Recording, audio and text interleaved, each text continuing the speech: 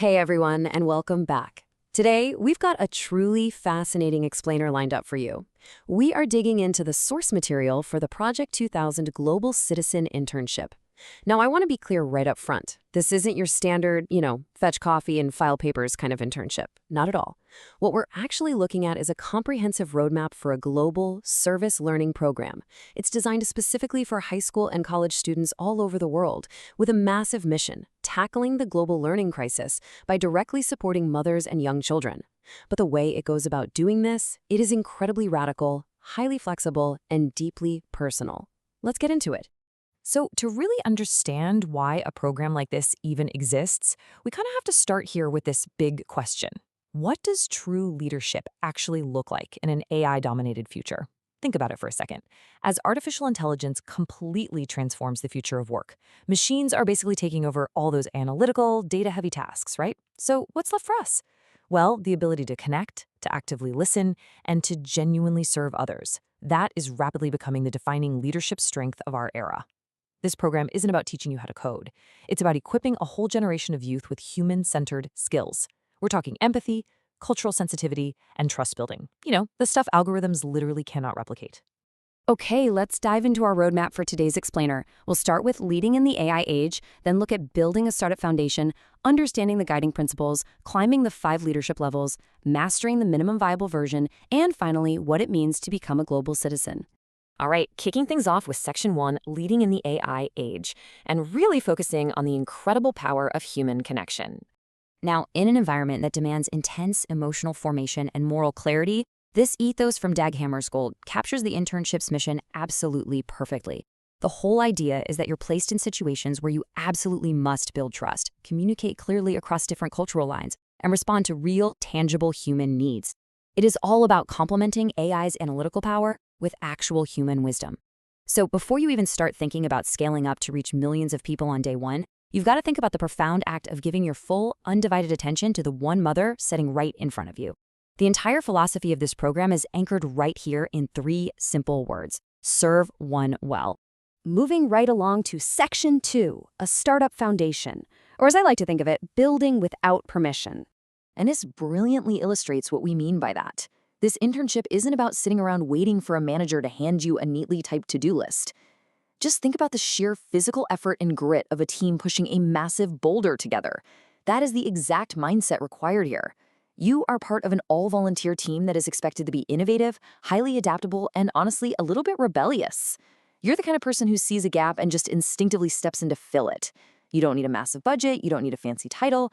If you see a need, you respond. It's like you're pioneers carving out a totally grassroots movement, just one courageous act at a time. Which brings us to Section 3, the guiding principles. Basically, the rules of the road for trailblazers. So if you're a trailblazer out there building this movement, how exactly do you navigate it all? Well, you've got these 11 guiding principles. These are the behavioral expectations that guide your actions in the field. But I want you to notice how they range from simple things like showing up, all the way to crossing every bridge and imagining what could be. The key here is that these are definitely not rigid rules. Actually, scratch that. They're more like daily reminders. You're meant to carry them with you, especially when the work gets really hard, turning everyday moments into meaningful lessons in leadership. They help cultivate self-awareness and remind you that the person you're serving, they aren't just a problem to solve. They are a full human being with their own strengths and a very real story. Now, out of those 11, these core actions are where the rubber truly meets the road. First up, show up. Seriously, the people you serve are counting on your presence, not your perfection. You don't have to be flawless, you just have to be there. Second, serve one well. Like we talked about, focus entirely on that individual before you even stress about scale or reach. Third, listen before you speak. In today's noisy world, the absolute most powerful thing you can offer someone is your full attention. And finally, grow through discomfort. Lean into the difficulty, because those moments that feel incredibly hard and awkward, those are the exact moments where the actual life-changing learning is taking place. All right, let's jump into Section 4, the 5 leadership levels, which is structured essentially as a hero's journey. You might be wondering how you actually go from being a beginner, just talking to your neighbors, all the way up to becoming a master organizer. Well, look at this 90-day accessible pathway. It is incredibly well thought out. You start off as an envoy for the first 2 weeks, just getting your feet wet. Then you move up to apprentice, and then you spend the bulk of your time, days 29 to 70, as a companion, mentoring a mother one-on-one. After that, you become a steward, leading a group, and finally, a captain. But keep in mind, this timeline is a guide, not some strict mandate. You can start right where you are, go at your own pace, and totally flex the pathway to fit your specific life schedule. And notice how the practical commitment naturally snowballs at each stage. It's really cool. As a level 1 envoy, your only real job is to have 5 conversations about the program in your community, which takes what, maybe 5 to 8 hours a week? Very doable. By level 3, as a companion, you're actually spending 2 to 4 hours a week directly mentoring one mother. And then by the time you hit level 5 captain, you're investing 10 to 20 hours, recruiting volunteers, and officially launching a chapter. It is a really brilliant scaffolding of responsibility that doesn't overwhelm you right out of the gate. Next up, Section 5, the minimum viable version, or erasing excuses for service. Now, what's really interesting about this slide is the stark contrast. You might be watching this thinking, okay, but what if I don't have funding or a nice venue or even a decent internet connection?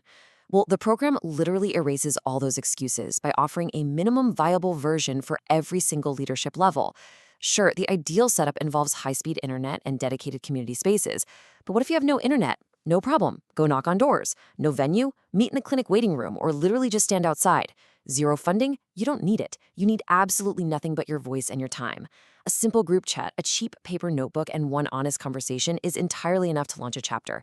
No excuses, right?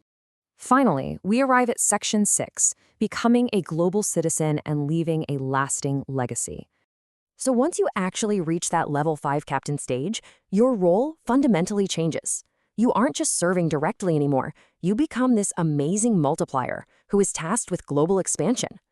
When you're building that chapter, you follow this organizational framework, building a core team, establishing your identity, setting a monthly rhythm, the whole shebang. But notice that middle step right there. Start with one mother. Even when you are handling incredibly complex logistics, running an entire chapter, and coordinating with global councils, every single action anchors right back to that profound foundational rule. Serve one well, one mother, one intern, one session. It always comes back to the individual. You are becoming part of our founding history. Think about how powerful that is for a second. Because this program is still evolving and growing, the early courage of the students who step up right now literally becomes the blueprint that future generations will follow. It's like your fingerprints will be permanently etched into the DNA and culture of the program.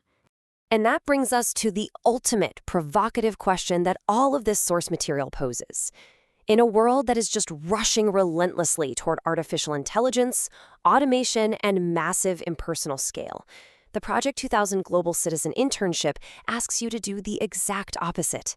It challenges you to slow down, look the real person sitting in front of you in the eye, and serve them completely. So the question is, will you step up to serve one well, and in doing so, build the future of global leadership? It's definitely something to think about. Thank you so much for joining me on this explainer. Keep learning, keep questioning, and I'll catch you all next time.